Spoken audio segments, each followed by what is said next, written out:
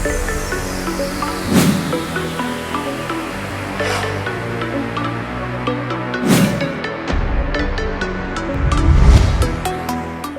Hello welcome to best of the day.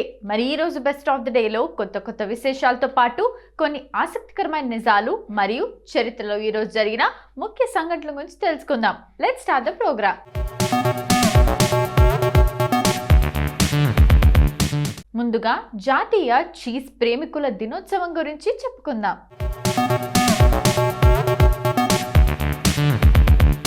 Cheese please. ఒకప్పుడు ఈ మాటలు మన దగ్గర ఏ రెస్టారెంట్లకు వెళ్ళినప్పుడో మాత్రమే వినిపించేవి. కానీ ఇప్పుడు ఇంట్లో అమ్మ దోశ వేస్తున్నా, శాండ్విచ్ చేస్తున్నా, ఆమ్లెట్ వేస్తున్నా, నూడిల్స్ చేస్తున్నా పిల్లలు పెద్దవాళ్ళు వెనకాలే చేరి ఇంకొంచెం చీజ్ వేయమ్మా అని అడుగుతుంటారు. ఇక సూపర్ మార్కెట్కి వెళ్తే చిప్స్ నుంచి పాప్కార్న్ వరకు అన్నీ చీజ్ రుచులే కావాలంటారు.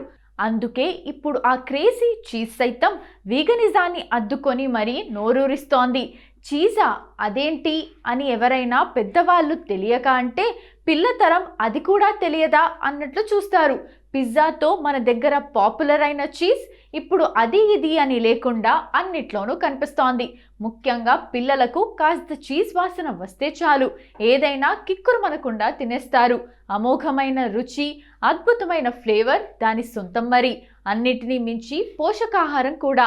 ఇంతకీ అసలు ఈ చీజ్ కథేంటో తెలియాలి అంటే పాలల్లోని ప్రోటీన్ని, కొవ్వుని వేరు చేసి అందులో ఎంత మాత్రం నీరు లేకుండా గడ్డకట్టించి పులియనిస్తారు. ఇందుకోసం పాలల్లో నిమ్మరసం లేదా బ్యాక్టీరియా, రెన్నెట్ లేదా పెన్సిలియం శిలీంధ్రాలను కలుపుతారు. ఆపై ఉప్పు జోడించి విభిన్న ఆకారాల్లో చేసి ఓ ప్రత్యేకమైన కాగితంతో చుట్టి నిల్వ చేస్తారు. అదే చీజ్. పెరుగులానే చీజ్ కూడా ప్రోబయోటిక్ ఫుడ్. అయితే శిలీంధ్రాలు, ఇతరాత్ర మొక్కల ఉత్పత్తులు వేసి చేసిన దానికన్నా రెన్నెట్తో చేసే చీజ్ గట్టిగా పొరలుగా ఉంటుంది.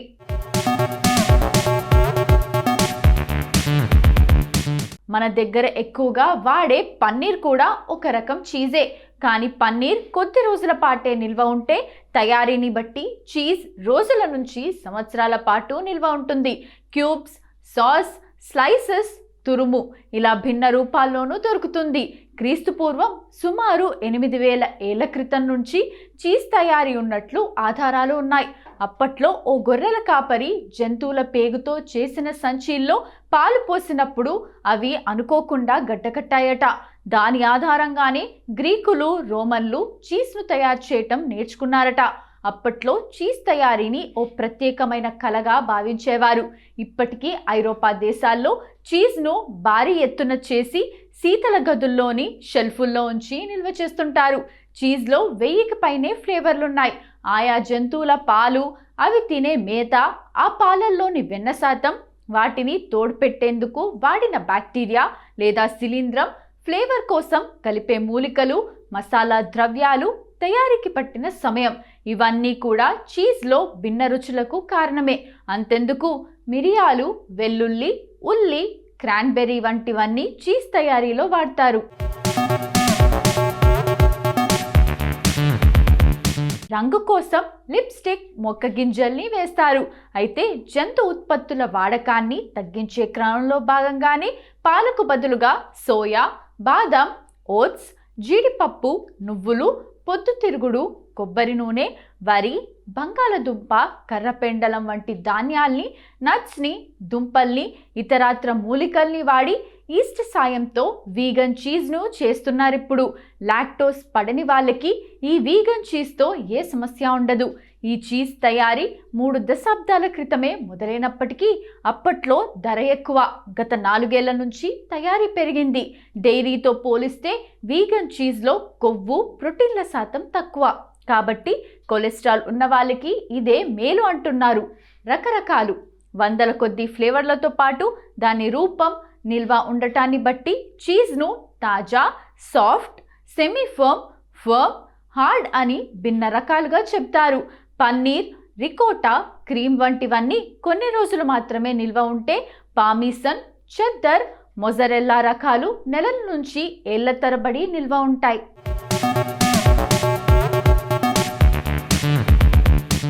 ఇవన్నీ కాకుండా నీలిపచ్చ శిలీంధ్రాలను ఇంజెక్ట్ చేసే బ్లూ వెయిన్ చీజ్ కూడా ఉంటుంది. అయితే అన్నిటిలోకి గేదె పాలతో చేసే మొజరెల్లా చీజ్ వాడకమే ప్రపంచవ్యాప్తంగా ఎక్కువ. పోతే పులే చీజ్ అన్నిటిలోకి ఖరీదైంది.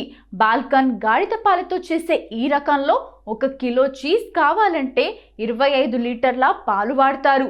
అందుకే దీని ధర కిలో 50,000 రూపాయలు పైచిలుకే. మరి చీజ్ మంచి స్నాక్. చెక్కలు చేయాలన్నా, జంతికలు ఒత్తాలన్నా, బ్రెడ్ లేదా రోటీ కాల్చాలన్నా, మసాలా కూర వండాలన్నా అన్నిటిలోనూ రుచి కోసం మన వాళ్ళు కాస్త వెన్నపూస వేస్తుంటారు. సరిగ్గా అలాగే ఐరోపా, అమెరికా దేశాల్లో పిజ్జా, బర్గర్, పాస్తా, బ్రెడ్ వంటి వాటిలో చీజ్ను తురిమి కానీ లేదా స్లైసెస్గా కానీ వాడతారు. అయితే ఇప్పుడు వెన్న కన్నా చీజ్ మంచిదని చెప్పటంతో మన సాంప్రదాయ వంటకాలైన ఊతప్పం, పునుగులు, పకోడీలు వంటి స్నాక్స్ తయారీలోనూ చీజ్నే వాడటం చెప్పుకోదగ్గ విషయం. ఎండబెట్టిన చీజ్తో క్రంచీ బార్స్, టిక్కీలు, కేకులు, పేస్ట్రీలు చేస్తున్నారు. ఇది మంచి ఎపటైజర్ కూడా. అందుకే సూపులు, సాసుల్లోనూ చీజ్ వాడుతున్నారు. అంతేనా, chilli, vada pav, samosa, corn balls, bread rolls, masala toast, momo ఇలా అన్నిటికీ ముందో వెనకో చీజ్ చేర్చి కొత్త వెరైటీలెన్నో సృష్టించేస్తున్నారు నేటి షెఫ్లు. పోషకాలు: చీజ్లో కాల్షియం, జింక్ వంటి ఖనిజాలు, ఏ, డి, కే విటమిన్లు, ప్రోటీన్లు, కొవ్వులు పుష్కలం. ఈ పోషకాలు చీజ్ తయారీని బట్టి మారుతుంటాయి. ఉదాహరణకు 100 గ్రాముల మొజరెల్లా చీజ్ నుంచి 22.2 గ్రాముల ప్రోటీన్, 22.4 గ్రాముల కొవ్వులు, 2.2 గ్రాముల కార్బోహైడ్రేట్లు, 280 క్యాలరీలు లభిస్తాయి. డైరీ చీజ్లో మాదిరిగానే వీగన్ రకాల్లోనూ పోషకాల్లో వైవిధ్యం ఉంటుంది. కానీ వీటిల్లో కొలెస్ట్రాల్ ఉండదు. సాచురేటెడ్ కొవ్వు శాతం తక్కువ. అదే సమయంలో ప్రోటీన్ శాతం కూడా డైరీ రకాల్లో కన్నా తక్కువే. తద్వారా దీని నుంచి వచ్చే క్యాలరీలు తక్కువే. కానీ రీబోఫ్లేవిన్, విటమిన్ B12 మాత్రం ఎక్కువగానే ఉంటాయి. అయితే డైరీ పాలతో చేసే cottage, ricotta, parmesan, Swiss, feta, goat చీజుల్లో కూడా కొవ్వు శాతం తక్కువే. అందుకే ఈ మధ్య చాలా చోట్ల వీగన్తో పాటు కొవ్వు శాతం తక్కువగా ఉండే స్కిమ్డ్ మిల్క్తోనూ చీజ్ను తయారు చేస్తున్నారు. చీజ్లో పుష్కలంగా ఉన్న కాల్షియం, ట్రిప్టోఫాన్లు కలిసి మెలాటోనిన్ శాతం పెరిగేందుకు కారణమవుతాయి. తద్వారా నిద్రలేమిని, ఒత్తిడిని తగ్గిస్తాయని పరిశీలనలు చెబుతున్నాయి. చీజ్ మధుమేహాన్ని నియంత్రిస్తుంది. కాల్షియం కారణంగా తలెత్తే ఆస్టియోపోరోసిస్, దంత సమస్యలతో బాధపడే వాళ్ళకి చీజ్ మంచిదే. మితంగా తింటే చీజ్లోని కాల్షియం బీపీని అదుపులో ఉంచేందుకు దోహదపడుతుంది. అలాగే ఇందులోని గ్లూటాథియోన్ మెదడు రక్తనాళాల పనితీరును మెరుగుపరిస్తే లినోలిక్ ఆమ్లం ఇన్ఫ్లేషన్ను తగ్గిస్తుంది. ప్రతిరోజు 40 గ్రాముల చీజ్ను తినటం వల్ల హృదోగ, మెదడు సంబంధిత సమస్యలు వచ్చే ప్రమాదం తక్కువని కొన్ని పరిశీలనలు చెప్తున్నాయి. అమెరికన్ హార్ట్ అసోసియేషన్ సైతం రోజువారీ అవసరమయ్యే క్యాలరీల్లో 6% వరకు సాచురేటెడ్ కొవ్వుల నుంచి రావచ్చు అంటోంది. మొత్తం మీద చీజ్ ఫ్లేవర్కి ఫిదా కాని వాళ్ళు ఉండరు. అందుకే చీజ్ ప్లీజ్ అనే వాళ్ళ సంఖ్య పెరుగుతూనే ఉంది. మరి ఇప్పటి వరకు జాతీయ చీజ్ ప్రేమికుల దినోత్సవం గురించి మనకు తెలియని కొన్ని ఆసక్తికరమైన నిజాలు తెలుసుకున్నాం కదా. మరి జనవరి 20వ తేదీన ఒక్కసారి చరిత్రలోకి వెళ్ళి చూస్తే ఎంతోమంది ప్రముఖుల జన్మాలు జరిగాయి. మరి ఒక్కసారి చరిత్ర పుటల్లోకి వెళ్ళి నేడు జన్మించిన ప్రముఖులు ఎవరో తెలుసుకుందాం రండి.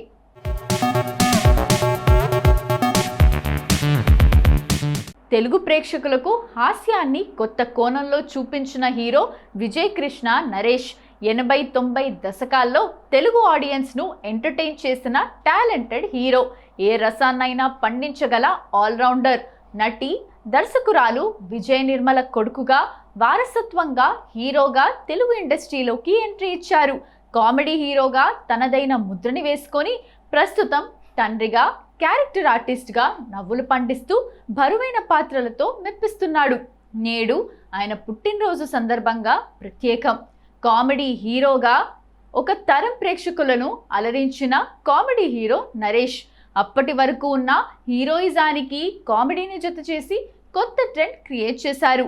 లవ్, కామెడీ, మాస్ లాంటి అన్ని రకాల సినిమాలను చేసిన టాలెంటెడ్ హీరో నరేష్. తెలుగులో రాజేంద్ర ప్రసాద్ తర్వాత కామెడీ హీరోగా గుర్తింపు తెచ్చుకున్నారు. నరేష్ విషయానికొస్తే 1960 జనవరి 20న చెన్నైలో జన్మించారు. ఈయన తండ్రి పేరు కృష్ణమూర్తి. ఈయన చిన్నప్పుడే తండ్రి చనిపోయినట్టు పలు ఇంటర్వ్యూల్లో ప్రస్తావించారు. ఆయన ఎలా ఉంటారో తెలియదన్నారు. నరేష్ పుట్టినాటికే తల్లి విజయ నిర్మల టాలీవుడ్లో స్టార్ హీరోయిన్గా, ప్రొడ్యూసర్గా ఉన్నారు. దాంతోపాటు ఇంట్లో ఉండే సినీ వాతావరణం నరేష్ని సినిమాల్లోకి వచ్చేలా చేసింది. 1970లో కృష్ణ, విజయ నిర్మల హీరోయిన్లుగా నటించిన 2 కుటుంబాల కథా సినిమాతో బాలనటుడిగా తెరంగేట్రం చేశారు. ఆ తరువాత 1972లో కృష్ణ, విజయ నిర్మల ప్రధాన పాత్రలో నటించిన పండంటి కాపురం సినిమాలో కూడా నరేష్ బాలనటుడిగా అలరించారు. ఆ తర్వాత 1982లో తల్లి విజయ నిర్మల దర్శకత్వంలో వచ్చిన ప్రేమ సంఖ్యలు సినిమాతో హీరోగా ఎంట్రీ ఇచ్చాడు. ఈ సినిమా అంతగా సక్సెస్ కాలేదు. ఆ తర్వాత జోనర్ మార్చి కామెడీ సినిమాలు చేశారు నరేష్. ముఖ్యంగా హాస్య బ్రహ్మ జంధ్యాల దర్శకత్వంలో చేసిన 4 స్తంభాలాట మూవీ హీరోగా నరేష్కు మంచి పేరు తీసుకొచ్చింది. ఈ మూవీ సక్సెస్తో హీరోగా నరేష్ వెనుదిరిగి చూసుకోలేదు. ఆ తర్వాత జంధ్యాల దర్శకత్వంలో వచ్చిన 2 జెల్ల సీత, శ్రీవారికి ప్రేమలేఖ లాంటి సినిమాలతో కామెడీ హీరోగా సెటిల్ అయిపోయారు. ఈ సినిమాలతో నరేష్ కెరీర్ మలుపు తిరిగింది. ఈ సినిమాల్లో కామెడీతో పాటు లవ్ని కూడా టచ్ చేసి రొమాంటిక్ హీరో అనిపించుకున్నారు. కృషితో నాస్తి దుర్భిక్షం అనే నానుడిని నిజం చేసిన వారు అరుదుగా కనిపిస్తూ ఉంటారు. అలాంటి వారిలో కృష్ణంరాజు స్థానం ప్రత్యేకమైనది. తొలి చిత్రం పరాజయం చవిచూసిన పట్టువదలని విక్రమార్కుడిలా చిత్రసీమలో పలు పాటలు పడ్డారు. చివరకు కోరుకున్న విజయం సాధించారు. జనం మదిలో రెబల్ స్టార్గా నిలిచిపోయారు. కృష్ణంరాజు పూర్తి పేరు ఉప్పలపాటి వెంకట కృష్ణంరాజు. 1940 జనవరి 20న పశ్చిమ గోదావరి జిల్లా మొగల్తూరులో ఆయన జన్మించారు. చదువుకునే రోజుల నుంచి కృష్ణంరాజుకు ఫోటోలు తీయటం అంటే ఎంతో ఇష్టం. ఆంధ్రరత్న అనే పత్రికకు ఫోటోగ్రాఫర్గా పనిచేశారు. ఆ సమయంలో రాష్ట్రంలో బెస్ట్ ఫోటోగ్రాఫర్గా 2nd ప్రైజ్ సంపాదించారు. తర్వాత ఆయన మనసు నాటకాల వైపు మళ్ళింది. అదే ఆయనను సినిమా రంగం వైపు అడుగులు వేయించింది. 1966లో కె ప్రత్యాగాత్మ దర్శకత్వంలో చిలక గోరింక అనే చిత్రంలో హీరోగా పరిచయమయ్యారు. నాటి మేటి హీరోయిన్ కృష్ణకుమారి ఆయన సరసన నాయికగా నటించారు. ఆ చిత్రం పరాజయం పాలైంది. దాంతో కృష్ణంరాజును ఐరన్ లెగ్ అనుకున్నారు సినీ జనం. సినిమా రంగంలో ఎలాగైనా రాణించాలనుకున్నదే కృష్ణంరాజు లక్ష్యం. పోయిన దగ్గరే వెతుక్కోవాలి అన్నట్టు తన మనసు పారేసుకున్న చిత్రసీమలోనే ఉండాలని నిర్ణయించుకున్నారు. ఎన్టీఆర్, ఏఎన్ఆర్ చిత్రాల్లో బిట్ రోల్స్, కీలక పాత్రలు పోషించారు. శోభన్ బాబు, కృష్ణ సినిమాల్లో ప్రతినాయకునిగాను నటించారు. మధ్యలో మిత్రులు తీసిన చిత్రాల్లో హీరోగా నటించినా అవేవి ఆదుకోలేకపోయాయి. దాంతో తన మిత్రుడు కృష్ణను స్ఫూర్తిగా తీసుకొని తాను సొంత చిత్రాలు నిర్మించి హీరోగా నటించి రాణించాలనుకున్నారు. ఆ సమయంలో కృష్ణంరాజుకు చెలసాని గోపి, చేగొండ హరిబాబు కూడా మద్దతుగా నిలిచారు. తొలుత మిత్రుల సహకారంతో కృష్ణవేణి నిర్మించి నటించారు. కన్నడ శరపంజర ఆధారంగా తెరకెక్కిన కృష్ణవేణి తెలుగులోనూ మంచి విజయం సాధించింది. ఆ తర్వాత కృష్ణంరాజును హీరో వేషాలు పలకరించసాగాయి. ఆ సినిమాలు విజయం సాధించకపోవటంతో మళ్ళీ సాహసం చేశారు కృష్ణంరాజు. ఈసారి తన తమ్ముడు సూర్యనారాయణరాజుని నిర్మాతగా పెట్టి గోపీకృష్ణ మూవీస్ పతాకంపై బాపు దర్శకత్వంలో భక్త కన్నప్ప నిర్మించారు. ఆ సినిమా అనూహ్య విజయం సాధించింది. అక్కడి నుంచి కృష్ణంరాజు మరి వెనుతిరిగి చూసుకోలేదు.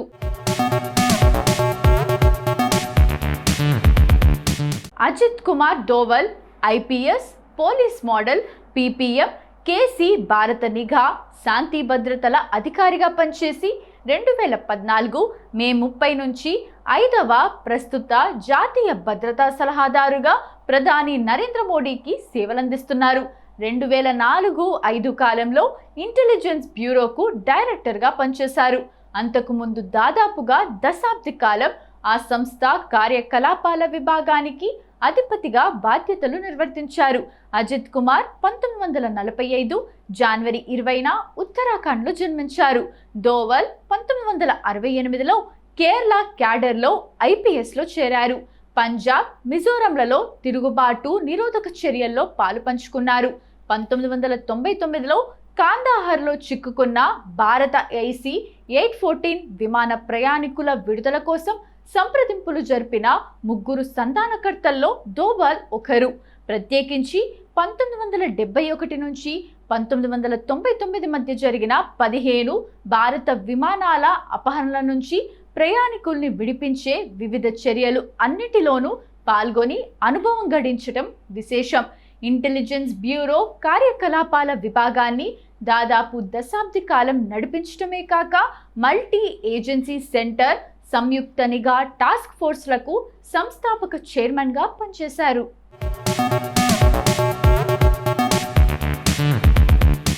నాదిరా బాబర్ ముంబైలో జన్మించింది.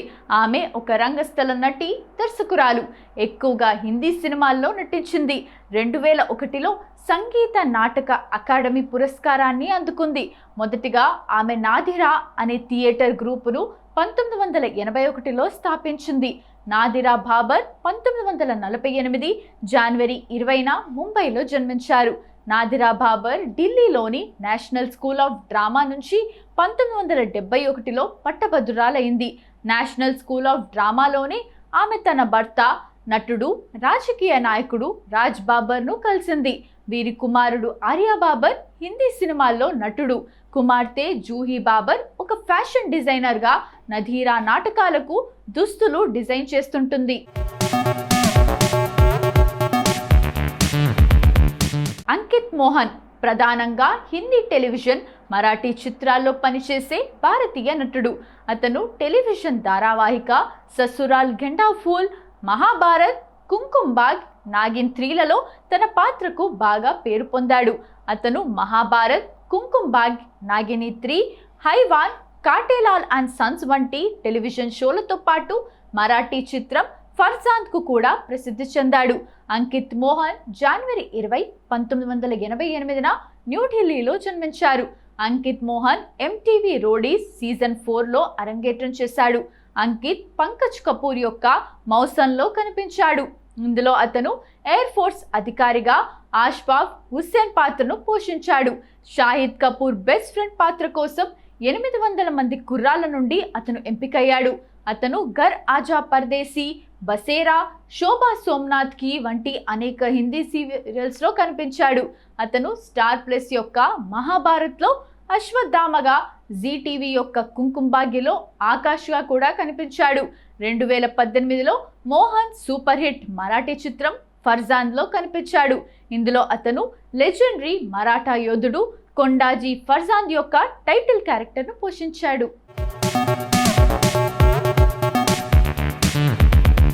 సో ఇదండి ఇవాల్టి best of the day episode. ఈ ఎపిసోడ్ అనేది ఈ రోజుకు సంబంధించిన కొన్ని ఆసక్తికరమైన విశేషాలు తెలుసుకోవడానికి ఉపయోగపడిందని అనుకుంటూ మళ్ళీ రేపటి ఎపిసోడ్లో కలుద్దాం.